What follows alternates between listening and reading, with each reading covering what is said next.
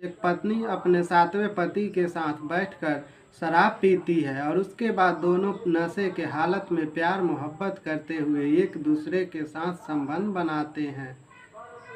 जिसके बाद संबंध बनाते हुए पति और पत्नी दोनों की मौत हो जाती है। इस घटना की पूरी कहानी सुनकर आप भी हैरान हो जाएंगे कि ऐसा भी वारदात हो सकता है। तो नमस्कार, आदाब, सत श्री अकाल। मैं आशुतोष सांडिल, आप देख रहे हैं क्राइम भूमि।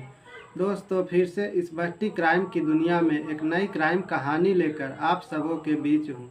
तो आज की सच्ची घटना मध्य प्रदेश से है। मध्य प्रदेश के बिश्नोई में दिव्या नाम की एक 42 साल की महिला रहती थी, जिसकी 20 साल के उम्र में आज से लगभग 24 साल पहले शादी हो चुका था। दिव्या अपने पहले पति के साथ कुछ ही दिन बिताई थी, तभी उसके पति का देहांत हो जाता है। जिसके बाद दिव्या के फैमिली वालों ने दिव्या के दूसरी शादी कर देते हैं। दूसरी शादी के बाद दिव्या अपने पति को तलाक दे देती है।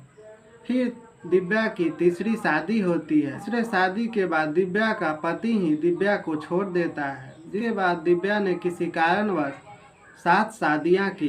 दिव्या ने किसी पति के साथ 1 साल तो किसी के साथ 2 साल बिताया। इसी बीच दिव्या के 2 पति से 2 बच्चे भी हुए, जो कि दोनों अपने पिता के साथ रहते थे। दिव्या अपने पतियों से तलाक लेकर अपना जिंदगी जी रही थी। तभी दिव्या का ऐसा हालत हो जाता है कि दिव्या को खाने के लाले पड़ जाते हैं और दिव्या दर दर की ठोकरें खाने लगती है। दिव्या को गुजारा करने के लिए सर के ऊपर छत भी नहीं था। इस सब बातों से दिव्या काफी परेशान रहती थी। इसी बीच बहला राम से दिव्या की मुलाकात होती है। बहला राम भी 35 वर्ष का था और उसका भी तलाक हो चुका था और वह भी अपना अकेले जिंदगी गुजारा कर रहा था। दोनों की मुलाकात के बाद बातचीत आगे बढ़ती है। दिव्या बहला राम से बताती है कि वो शादीशुदा है और उसका पति का देहांत हो चुका है।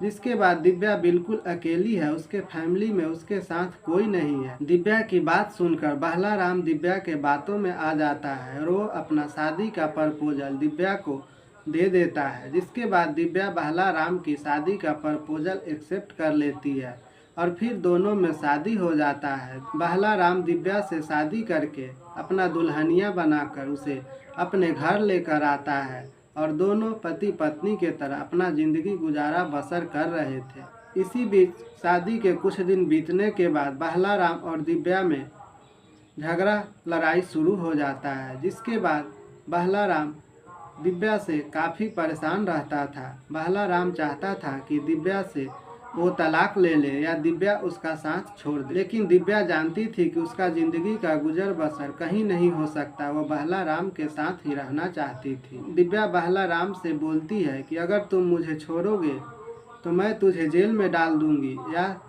मैं अपना जान दे दूंगी।